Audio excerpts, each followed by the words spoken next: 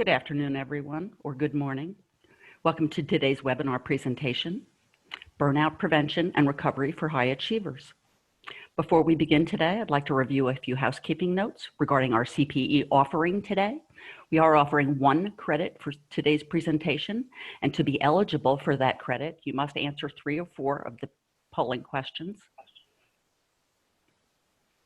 and view at least 50 minutes of the presentation. CPE will be available 7 to 10 business days after the webinar. We are unable to grant CPE credit in cases where technical difficulty preclude eligibility. CPE program sponsor guidelines prohibit us from issuing credit to those not verified by the technology to have satisfied the minimum requirements as stated. And in accordance with the standards of the National Registry of CPE Sponsors, CPE credit is granted based on a 50-minute hour. And now I'd like to introduce Roseanne Bump, Executive Director for FEI Twin Cities. Welcome, Roseanne. Thank you, Nancy. Good morning, everyone. As Nancy mentioned, I am Roseanne Bump. I'm the Executive Director for FEI Twin Cities. Welcome to another one of our virtual events. It's great to see all of our members, strategic partners, and guests that are joining us today. We're excited to host this session this morning with Dr. Donna Marino on burnout prevention and recovery for high achievers. I'm looking forward to some tips to creating balance. And we'll get to that in just a moment. As you may know, FEI is a membership organization. Our mission is to advance the success of senior finance leaders, their organizations, and the profession. If you know of someone that would benefit by increasing their network or engaging in learning opportunities, please invite them to attend a meeting or to contact us for more information. We host multiple opportunities each year to connect and network with peers and industry leaders and provide content and forums to stay on top of and ahead of industry trends. We hope you'll join us for additional programs soon. We have many events lined up through the remainder of the year. These can be viewed at feitwincities.com, so please take a moment to register now. I do want to highlight just a couple of items. So October 23rd, we're hosting a webinar on trends in ESG sustainable finance. The session will address the ESG landscape as well as sustainable financing strategies. Topics covered will include ESG in the bond and loan markets, types of CapEx that can be financed, and the rise in sustainability linked structures. On October 28th from noon to 1 p.m. Central Time, we have Capacity's CEO, David Carendish. David Carendish is founder and CEO of Capacity, an artificial intelligence knowledge sharing platform that captures minds and connects organizational knowledge to maximize employee productivity. David will share how this technology is currently being used in business applications today, the challenges of the technology, and how it will be used to transform future business processes.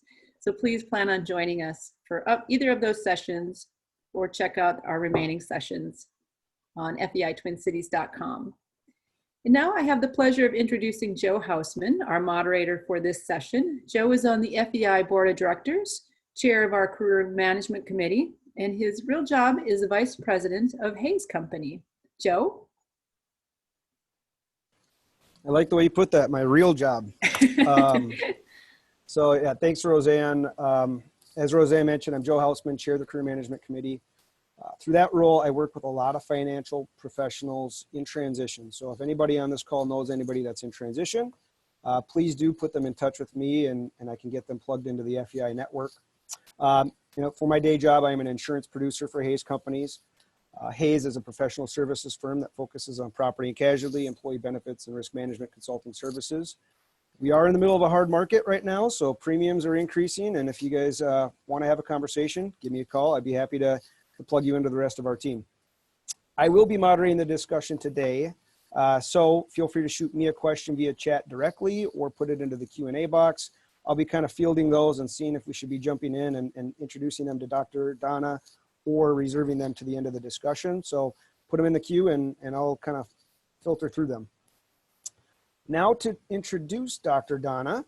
Dr. Donna Marino is a psychologist who has taken over 2 decades of experience in psychology, business, and peak performance into her executive coaching and consulting business. She specifically helps high-achieving corporate leaders overcome the traps of success, like sacrificing your family life, neglecting your health, and burning out. Instead, her leaders create sustainable peak performance, enrich their relationships at home, and work and cultivate their legacies. In a word, she helps them maximize their performance while minimizing their sacrifice. She has a special heart for helping underrepresented populations overcome the obstacles to leadership. Her mission is to create 1 million conscious leaders in the world. Her most recent book is Unleash the Wise Leader in You, a woman's guide to leadership. She has created an entire wise leader system, which includes the book, a workbook, an album of meditations, and an affirmation card deck. Dr. Donna is also a TEDx speaker, sought after keynote, and featured expert on a variety of leadership podcasts, as well as a regular contributor to Thrive Global. Thank you, Dr. Donna Marino, for joining us today, and we're all looking forward to your presentation. Thanks. Thank you so much for having me. I'm excited to be here and excited for how many people signed up, because as Roseanne and I were talking before, so many people, especially high achievers, have a hard time admitting when they need help and when there is burnout. So can everyone see my screen okay? Joe, can you let me know? Yes. Yeah, great. Okay, so yes, we're going to be talking about preventing and overcoming burnout, as you all know. And let me just, okay, great. There we go. Okay, so poll question number 1. Nancy, do you want to take this? Thank you very much. I have launched the first poll. High achievers may be susceptible to high functioning depression, high functioning anxiety, burnout, all of the above, none of the above. I'll give you just a few moments to answer that first poll. We do have 5 polls today, so you have an opportunity to answer 3 of those 5 polls. And I'll give you just another second. It looks like we have almost everyone in. All right, I'm going to end that poll and share those results. And there you go. It looks like everybody knows what they're talking about here. Fantastic.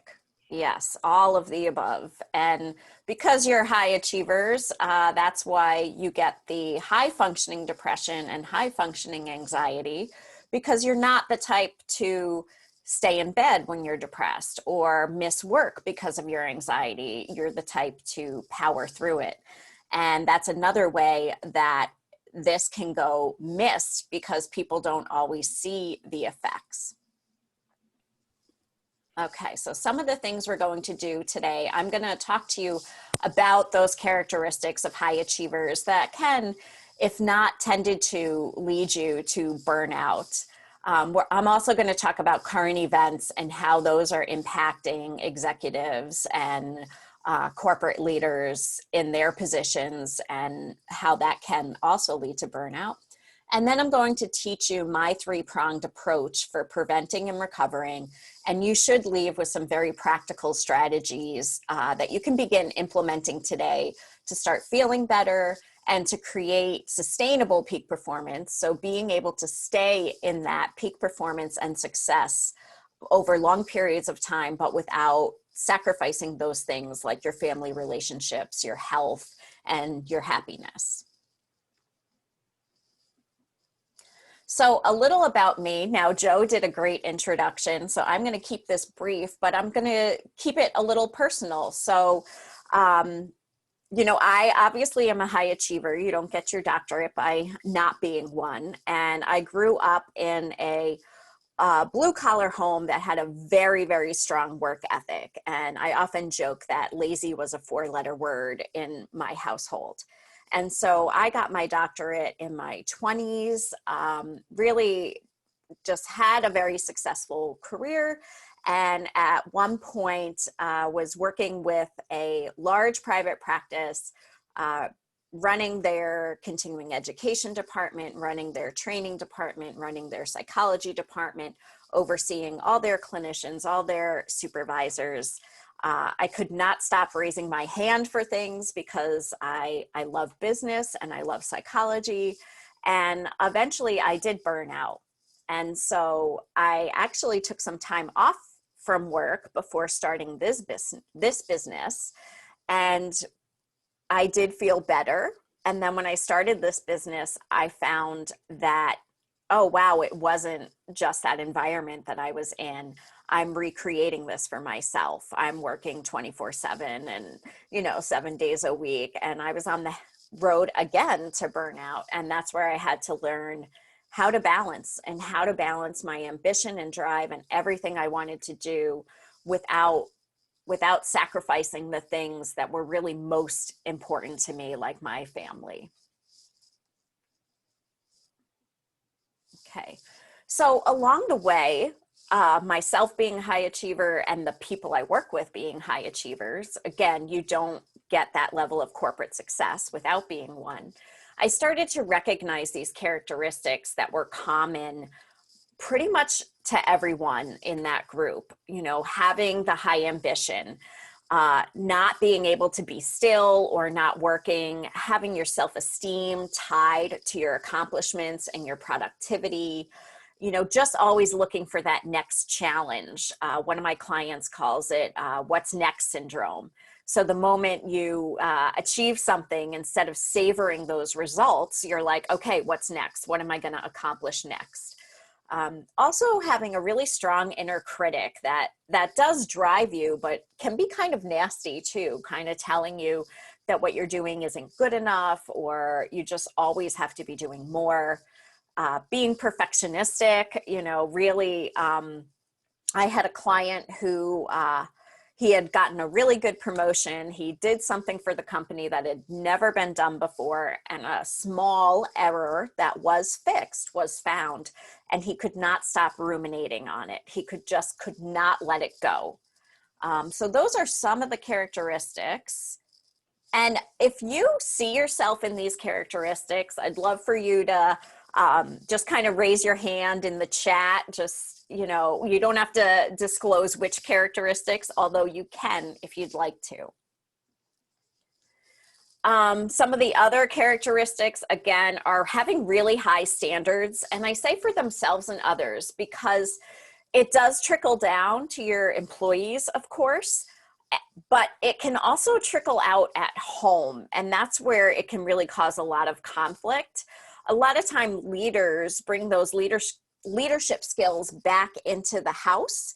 And while there can be some benefits to that, you can also run into trouble where your partner or spouse feels like you're managing them, or the kids having unrealistic expectations for them, those kinds of things. High achievers get bored easily because they're always seeking that challenge. We talked about this difficulty sitting still. I have high achievers who can't go to the movies because they just can't sit still for that long. One of the positives is the innovative thinking, the creativity, and just that out of the box that comes from some of the what's next. And then we have, the fear of failure, the fear of rejection, really wanting to people please in a way, at least the higher up, so that they can get to that next level. And this is very interesting. Getting kind of addicted to that adrenaline rush that you get when you're about to succeed, when you're under a deadline, even from the stress of your position, because you get into this mode of, kind of putting out the fires, and it can actually be a rush because you're just so attentive in that moment and so caught up in the moment of what needs to be done. And you can kind of get addicted to that, which makes it hard to stop this cycle of achievement. The other thing is achievement does feel good, right? And it's really rewarding, and we get rewarded for these characteristics. So we get this conditioning going, and we believe in, in the grind, and in that, putting your nose to the grindstone and working really hard. And I know it's very cliche to say, work smarter, not harder, but there's truth in that. And we have to find that way that we leverage our strengths and leverage our abilities and delegate really well, which often high achievers are not good at because nobody else can do it as well as them. So it's finding that those balances so that you can really elevate and leverage yourself without burning out. So let's talk about COVID, okay? This has been really hard on a lot of people, and something I want you to think about yourselves as well as your employees when we're talking about this. You know, the increased distractions. I myself have 2 teenagers who are remote learning right now. So all 4 of us are home all day in front of our computers, you know, and trumpets are playing and just different things. So we've got that, which high achievers don't like to begin with. The statistics say that you're working more, actually. And I know a lot of leaders were afraid that their employees would be working less, right? With the distractions of home and maybe not as closely managed. People were really concerned, like, how do I manage my people, and are they going to stay on top of their work? The statistics show that, especially for high achievers, they're working, you know, 10 to 20% more right now. Some of the other consequences of COVID are actual drops in dopamine in the brain. So you have a lot of loss of rewards. You're not getting that same level of social engagement that's rewarding. You may not have the same level of achieving goals right now. Even, you know, outside of the office, of course, you know, there's a lot of activities that we're not doing right now that would naturally reward our brain. And that reward system is dopamine. And so that lowers, and then we're just not feeling as well.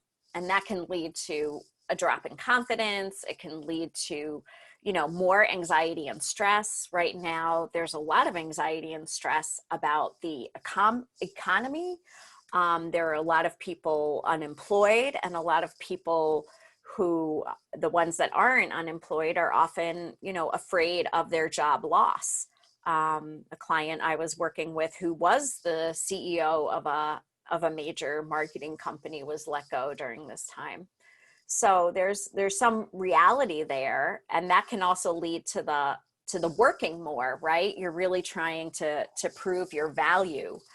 The negative impact on relationships, I see that a lot with high achievers, where they become disconnected from their partners or their kids due to the long hours, due to the obligations of the job, and frankly, not setting good boundaries between work life and home life, which has really become complicated now that we're working from home. And again, it's an added level of stress trying to navigate that.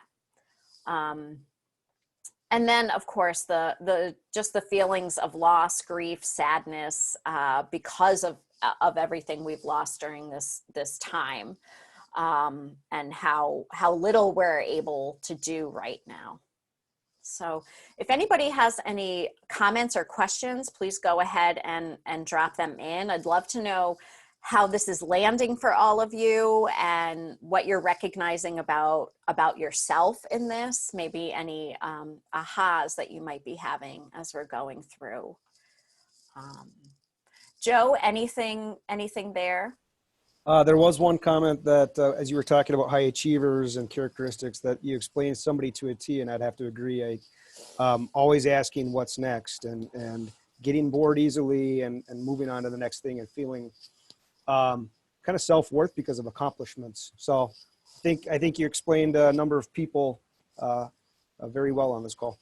Yeah. Well, thank you. And that is the typical reaction, like, oh my God, that's me. And how did you get into my head? Because I've been there. Okay. Well, and you mentioned, you know, it trickles into the home. Just this weekend, I was looking for yard projects, and my wife made me the list, which some spouses may say, oh, I've got my honey-do list, and right. It's a pain. But for me, it's like, all right, I'm on to the next thing. And so a little bit of yin and yang, where she's like, you go get it. I'm going to enjoy my Sunday. So. Right. Sometimes it's a benefit. I'll sit in the lounge chair while you work on the yard. But yeah, it does. It definitely trickles into the home, and there can be some positives to it, but obviously there can be some negatives as well. And I'm a big family is one of my top values, so that's something that I really like to help my clients with, is not to sacrifice their family, because I think that's often at the end of the career, that's where people really question themselves. So thanks for that feedback, Joe. Okay, so Nancy, we have our next polling question. Thank you very much, Dr. Donna. The second polling question is on your screen. What are some of the impacts of COVID on high achievers? Working 10 to 20% more, quitting, failing at work, increased focus and concentration, none of the above. I'll give you just a few seconds to make your choices. Don't forget to hit submit.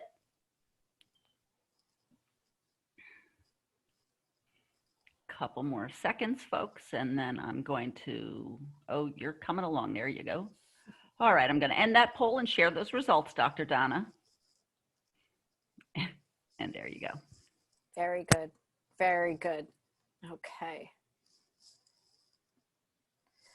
So moving on, I want to talk about the signs of burnout because, as I said, a lot of high achievers don't recognize the signs. You're already usually functioning at a certain level of anxiety and stress, which then becomes your baseline. It also means that you're more likely to be, you're going to be closer to the threshold of burnout because you're already functioning at that high level. But you also adapt to it. So you don't see when you're getting to that tipping point until you're already over, which is why I'm glad so many people are on this call. Excuse me. But some of the signs that you're burning out are that, you know, loss of focus and concentration. Your brain is just filled with so many thoughts and ideas and you can't organize it. Or you have brain fog where you just, like, it just feels like mud and you just can't think clearly. You may find changes in your sleep habits, needing either more or less. I had a client who basically, once he got home, just wanted to disconnect, just wanted to go to sleep, didn't really want to interact with his wife and kids. The other thing with disrupted sleep, that can be waking up during the night with thoughts about work and anxiety about work, or difficulty falling asleep because you can't shut off your brain.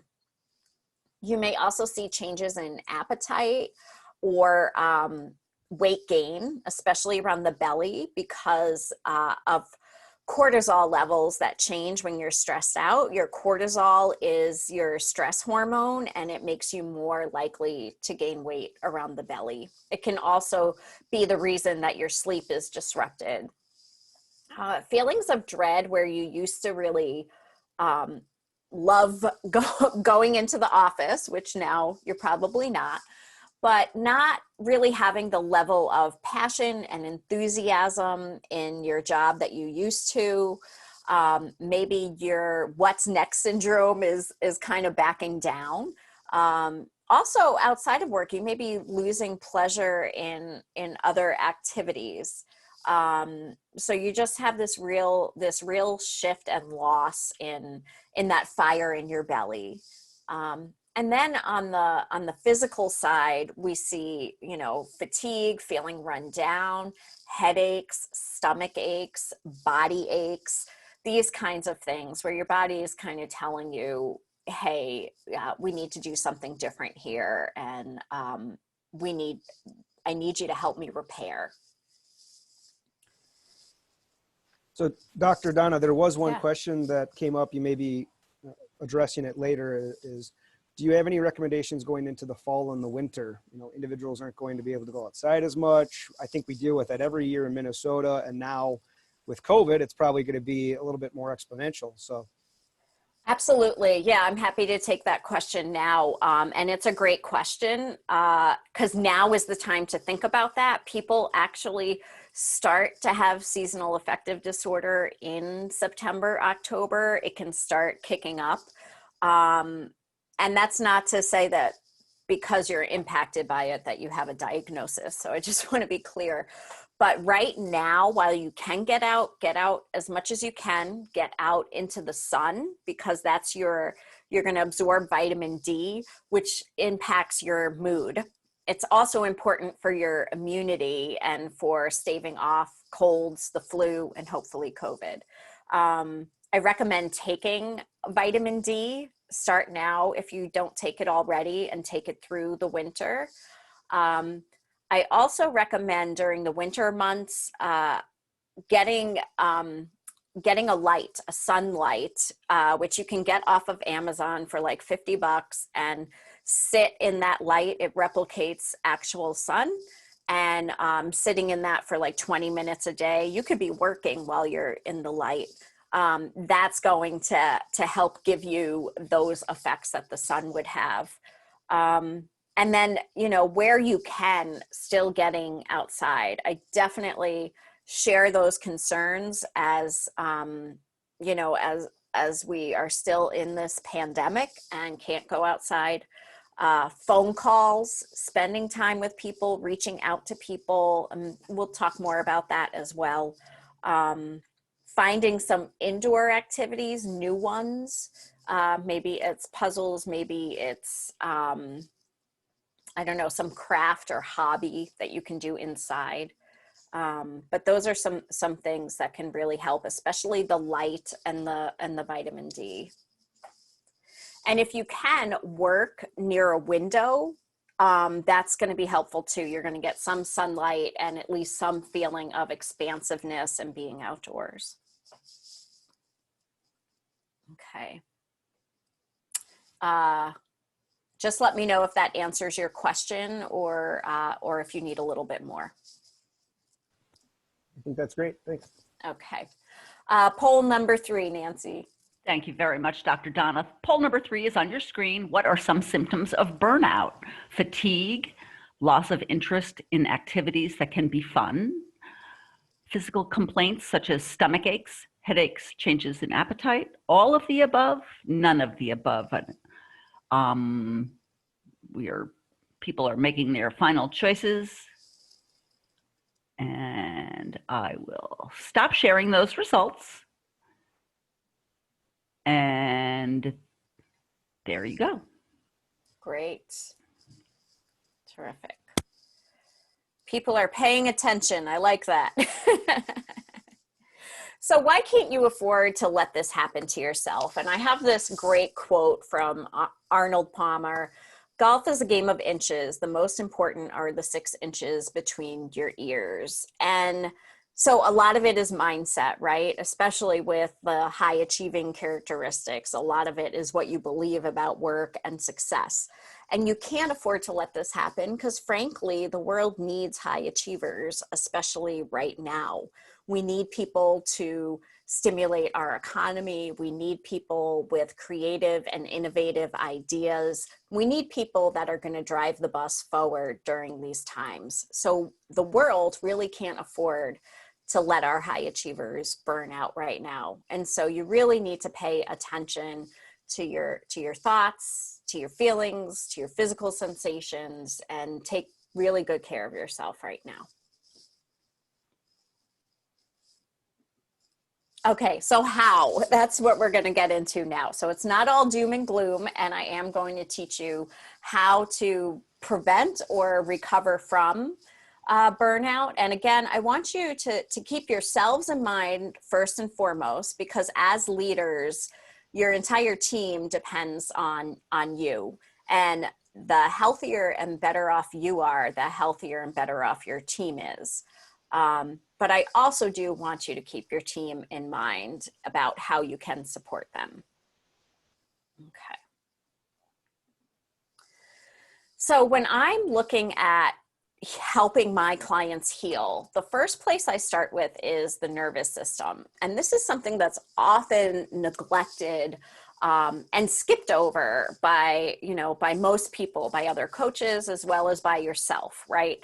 Oftentimes what people do is they want to start with behavioral change. So I'm going to change this concrete behavior. I'm going to do this differently, and that's going to help me heal my burnout. However, you're basically putting the cart before the horse, because the behaviors are not going to change unless you have a nervous system that can accept the new behavior. And think about the example of New Year's Eve. At New Year's Eve, everybody makes some resolution. They drastically change their behavior, and after 2 weeks, a month, they revert back to their old ways. Why? Because they didn't change the mindset that supports the behavior, but even before the mindset, they didn't heal their nervous system to be able to accept the changes. Okay, so what am I talking about here? I'm talking about your parasympathetic and your sympathetic nervous system. I'm talking about it being really beat up from years of overperforming, from long work days, not enough sleep, not enough recovery time. Again, if you think about it as exercise, right? Even the best athletes, Olympians, need recovery time. You can't be performing at the top of your game all the time. And I know that some of you take vacations, maybe not this summer, unfortunately. But I also know that, in America, most people don't use all of their vacation time. And especially high achievers and business owners, executives, business owners often feel like they can't step away. Or if they do, they're still fielding emails and phone calls. And so they're not fully disconnected and repairing themselves. We talked about already being addicted to that adrenaline cycle. So when your adrenaline is up all the time, it is damaging your nervous system. Your body is not meant to stay at that high level. And you can end up in something called adrenal fatigue, where your adrenals are not working the way they should. And that can contribute to a lot of those physical symptoms that we talked about for burnout. Again, the elevated levels of cortisol. Cortisol is kind of the precursor to adrenaline. They work together, and having too much of it in your system can lead to then a depletion. It impacts a lot of things in the body, as I said, like your sleep, weight issues, just your energy levels. So that 3 o'clock crash during the day is often related to this as well. So your system is often in this chronic fight, flight, or freeze. So again, the elevated you can have elevated heart rate, you can have slowed down digestion. So a lot of those, heartburn and burping and things like that, that's tells you your sympathetic and parasympathetic system is out of whack. So when we're in that stress response, that fight, flight, or freeze, we get ready kind of to run. Okay, so your external limbs and things, all the blood and everything is going to rush to your internal organs. Your heart rate's going to speed up. Your breath is going to speed up. Your digestion is going to slow down because your body is prepared for action. And so in healing the nervous system, we have to start triggering that parasympathetic system, that rest and digest. And the way we do that really is by taking proper care of our physical body, getting enough sleep at night, getting fresh air, exercise, taking that vitamin D I talked about. Meditation is one of the best ways to help your nervous system heal. There's a place in Madison, Wisconsin called the Center for Investigating Healthy Minds, and they've done a lot of research on this. I know that most of my high achievers, frankly, hate meditation when they start. They usually learn to love it and find that it makes them more successful. But what I recommend for you, if you don't have a regular meditation habit, is to start really small, like 1 minute, and add to that. And I also recommend you using an app like Calm, Insight Timer, Breathe, or Headspace. and using a guided meditation. So do not start off just sitting in silence. It will make you batty. Let somebody guide you through the process and start with a really short one. And then your nervous system really needs daily attention. So a lot of people go through these bursts, right, where they're paying attention and then they're not. Even if it's very, very tiny, you want to take some time each day. And that could mean, you know, in between meetings, just taking 3 deep breaths and noticing how your body feels and trying to bring that adrenaline rush down. Please feel free to put any questions or comments, you know, in the chat right now as we're talking about this. I'll throw one question out there for you. Sure. You touched on the vacation piece of it. You know, I'm always in the camp of, man, I can't imagine putting my phone down and shutting off email for a week, right? I'm going to come back. And now it's just piled up. And so I'm more stressed thinking about that than I am kind of staying on top of it. But from what you just said, that's not the healthy approach. Number one, can you verify that I'm thinking about that right? Number two, how do you convince somebody like me to put it away and unplugged and actually turn that into action? Yeah, and I hear this a lot, Joe, so I'm glad you brought it up. One of the things I recommend is, if possible, if you have an assistant or a virtual assistant, maybe you even hire one for that week if you don't have someone like that, and have them read through those emails first. Obviously, you know, you don't want them reading your confidential emails, but having them read through and see what needs your attention urgently and what can wait.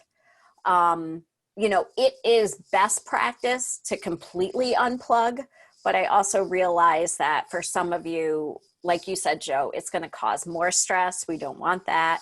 Or it's just going to be, it's not possible with the kind of work that you do.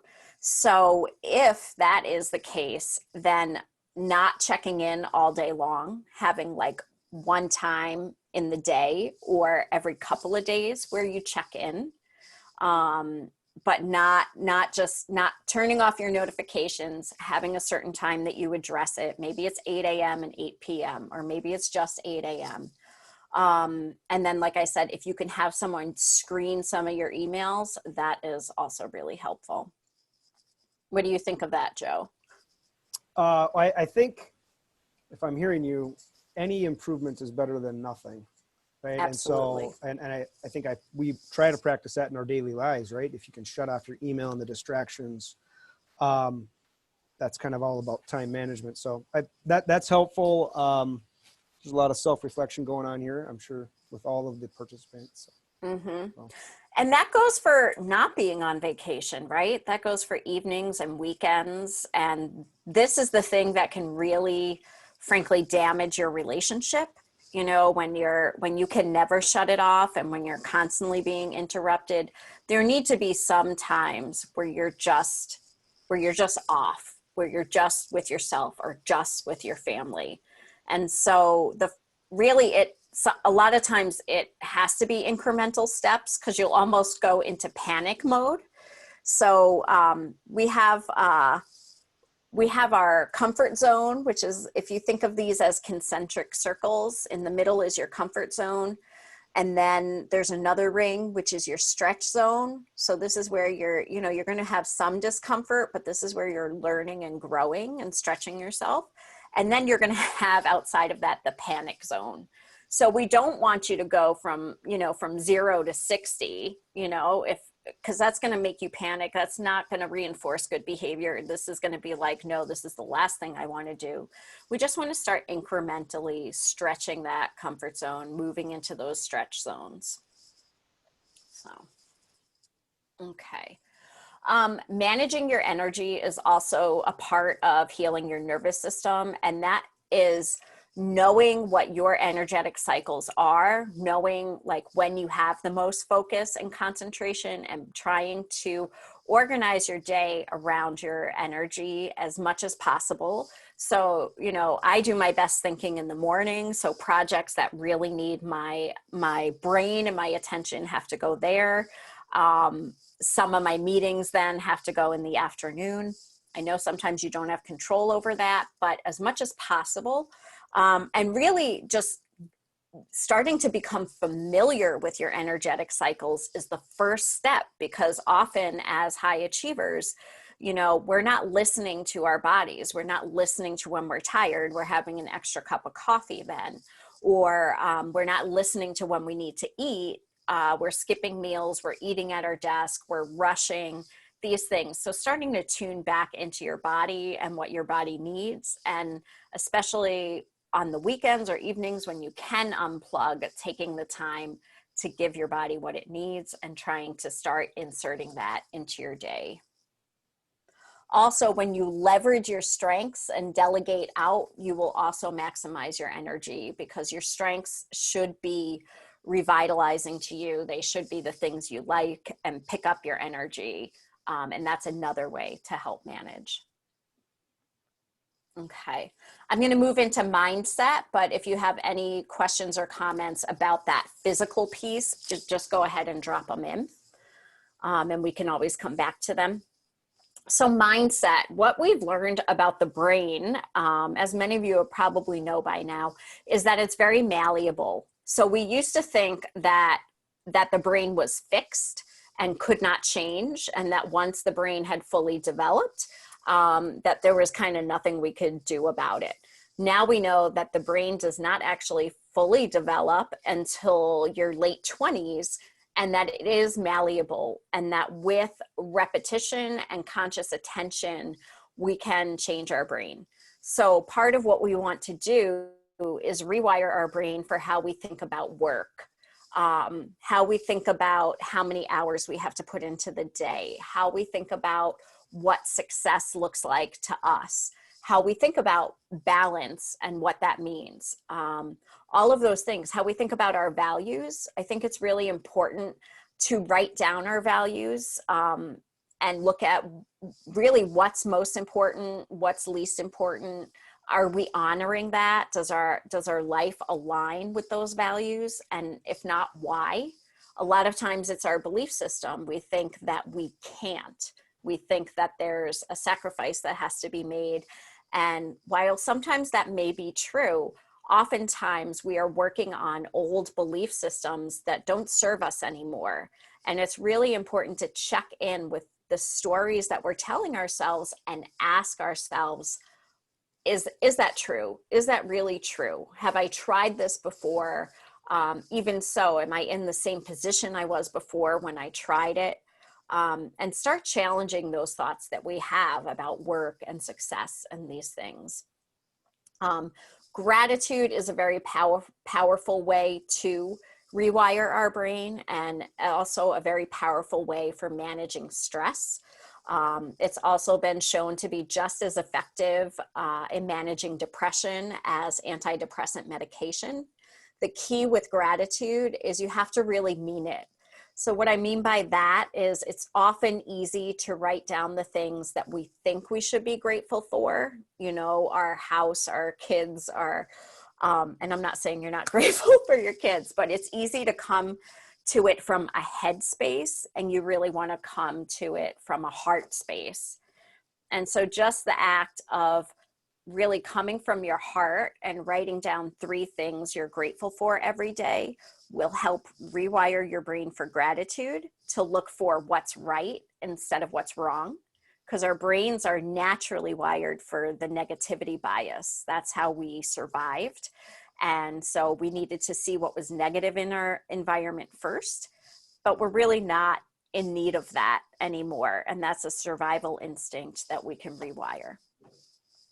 I'm going to talk about the growth mindset. The self-coaching model is, I can send you a worksheet on that. I want to be conscious of our time. But it's a way of walking yourself through to challenge that mindset. So if you're interested in that, just shoot me an email and I'm happy to send that to you.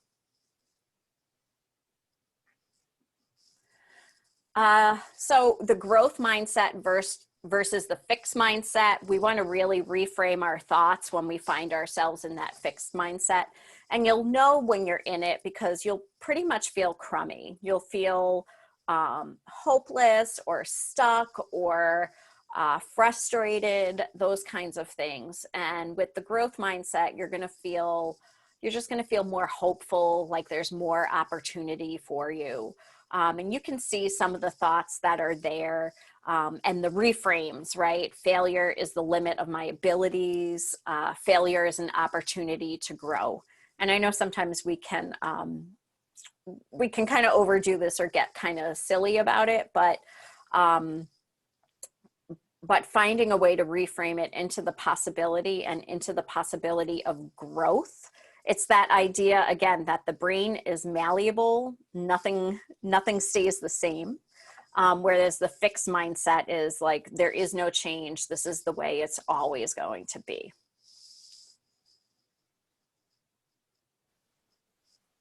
Okay, so now we have poll number 4. Thank you, Dr. Donna. Poll number 4 is on your screen, which is an example of a growth mindset. I always fail. It's never going to get any better. I'll probably lose my job anyway. Things might be tough right now, but they always turn around. None of the above. I'm giving you folks just a few more seconds on that poll.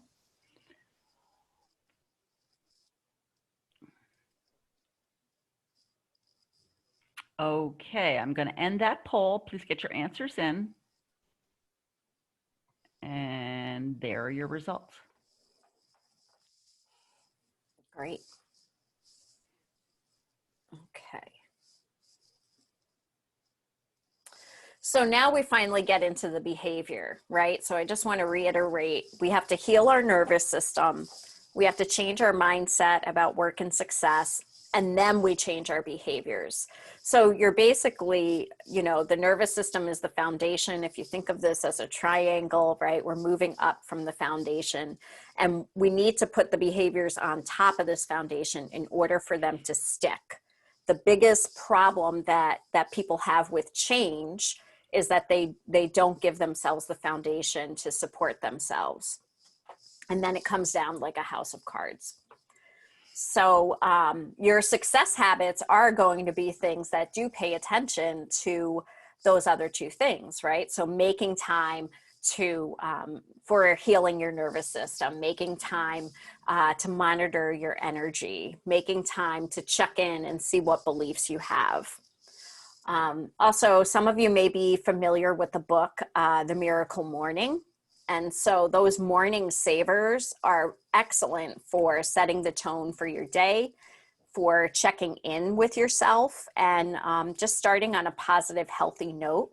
So the morning savers, you can choose how much time you spend in each one of these things. Silence, affirmations.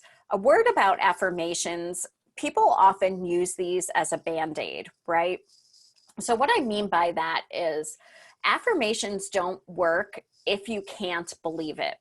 They are something to stretch yourself. So if you say, I am a supermodel, for example, and you're struggling with your self-esteem or about how you look, your brain is going to automatically reject that. So you're not helping yourself at all. What you have to start with is the first thing you can believe. I am attractive, or I am healthy, or, I have a good head of hair, whatever that is, right? But you have to think about it as climbing a ladder, right? So you wouldn't start from the bottom of the ladder and try to jump to the top. That's not going to work. You have to climb the rungs of the ladder. And so you want these ladder thoughts that you climb. And that's when affirmations become powerful. Visualization is a technique used by the most successful people in the world, including high performance athletes. Your brain does not know the difference between what actually happened and what you visualize. But what you want to do is use all of your senses for it to work. So you really want to put yourself in that situation in your mind as if it is actually happening. And you want to see what gets you to the outcome you want. So just visualizing the result is often ineffective. You want to visualize the process of getting there as well.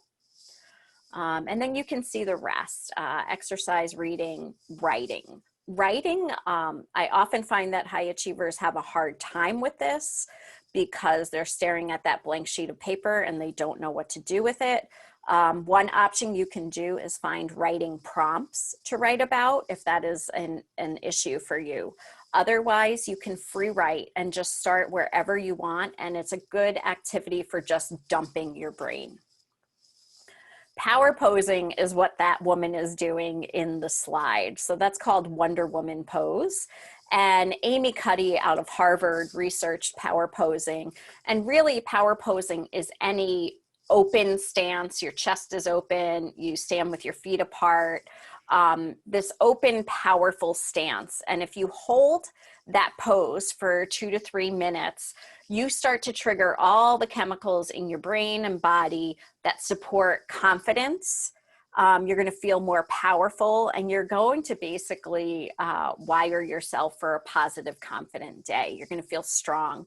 This is a great thing to do before you walk into a difficult conversation, an interview, before a speaking event, these kinds of things to help give you that encouragement and confidence. And again, any questions or comments, just go ahead and put those in. Other success habits, increasing your positivity ratio. So I already talked about the negativity bias. Excuse me. We have to consciously work to rewire our brains towards positivity. And so the way we do that is by increasing our ratio. Basically, it takes 3 to 5 positive events to equal 1 negative event. And so again, you have to be conscious about that. And I don't expect you to count them, but just to work on these things. The enablers are a lot of the same things that help your nervous system. So you get a lot of bang for your buck there. You know, sleeping well, if you have any prescribed medications, taking those, taking your vitamins, exercise. These are the things that if you were engaged in the most favorable activity that you can imagine, you would still not enjoy it because you're too hungry, too tired, too cranky, not feeling well. So this is like the piece of laying the foundation again of health. The boosters are doing the things you love, right? It might be gardening, it might be golfing, it might be skydiving, but it's like engaging in things that just make you feel good, right? Cooking a nice meal or going, I guess getting takeout. I was going to say going to a restaurant, but these kinds of things. And then the negativity reducers. So this is obviously reducing the negativity in your environment. Things like right now, the news is so negative. Put some limits around that, right? So maybe you check it. This is like email again. Maybe you check it for 10 minutes in the morning and 10 minutes at night. But really that's a source of a lot of stress and negativity right now. This could be negative people in your life. A good friend of mine has an expression that there are 2-minute people, 20-minute people, and 2-day people. And that's how much time you give them and can spend their energy on. Sometimes there are people we can't get out of our lives, but we can set boundaries around them. So this is really anything that produces negativity in your life, finding a way to limit it and set those boundaries. You know, working your network right now with COVID is so important. And it's important for you, it's important for your team, it's important for anyone you're reaching out to. High achievers are notoriously bad at asking for help, as we've talked about before. They often don't recognize they need help until they're over the tipping point. So really having some close inner circle where you can ask for help. I also know, you know, the expression, it's lonely at the top. It's, you know, that came from somewhere. It's true. And oftentimes as the leader, as the executive, you know, your inner circle tends to get smaller about who you can really show your cards to, because you're constantly having to be strong for everyone else. So having that inner circle that you can be completely candid with is important. Offering to help people. One of the best ways to make yourself feel better is to be of service to other people. And here's the thing, when you ask for help, you are giving someone a gift to be of service to you. So you are actually giving them an opportunity to feel good themselves. And then finally, the evening rituals, ways to cap your day. I think it's really important to bookend your day with positivity. So the morning rituals and the evening rituals. Oftentimes the gratitude is a great thing to do in the evening. It gives you a way to really think about what went well that day and to help you start off on the right foot the next day. So you're going to bed feeling good. Poll question number 5. Thank you very much, Dr. Donna. The last polling question is now on your screen. In what order should you address symptoms of burnout? Behavior, mindset, nervous system, behavior, nervous system, mindset, behavior, none of the above. Boy, that was a hard one. Yeah, a little tricky. Yeah. Okay, I'll give you folks just a few more seconds to answer that. As they're answering, I don't think we have any questions in the queue, so feel free to type them in either the Q&A or the web chat. Yep. I'm going to end that poll, thank you, and share those results. And look at that. Good. Okay. Yeah, so just remember, nervous system is the foundation, then your thinking, then your behavior. Some next steps for you. I have a free gift on my website if you're interested, and it's the 5 steps to peak performance. This is how to create sustainable peak performance in your life without burning out. If you want that self-coaching model worksheet, here is my email address, donna@drdonnamarino.com. I left the .com off.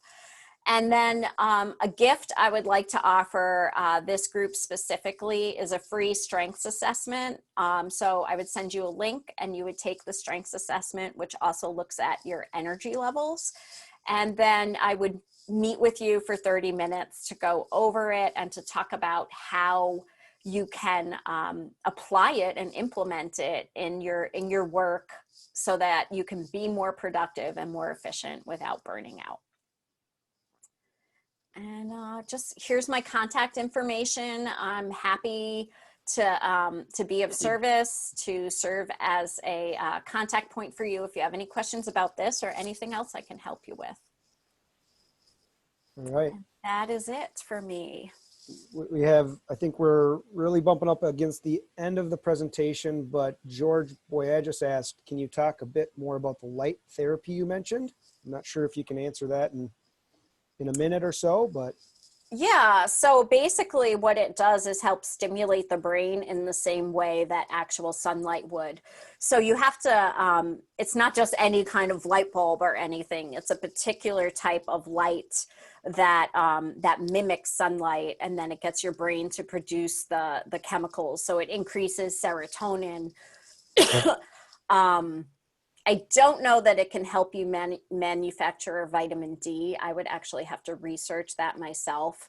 But yeah, you sit in front of it for about 20 minutes a day and it helps boost your serotonin and give you the benefits of being in sunlight. Direct sunlight, not through a window. Got it. Yeah. Well, thank you. I can tell you I took a lot away from this presentation, so I know a lot of the other attendees probably did as well. So thank you so much, Dr. Donna. We appreciate it. Great. Thank you for having me. Thank you, everybody else, for attending. Roseanne or Nancy, are there any other announcements before we conclude?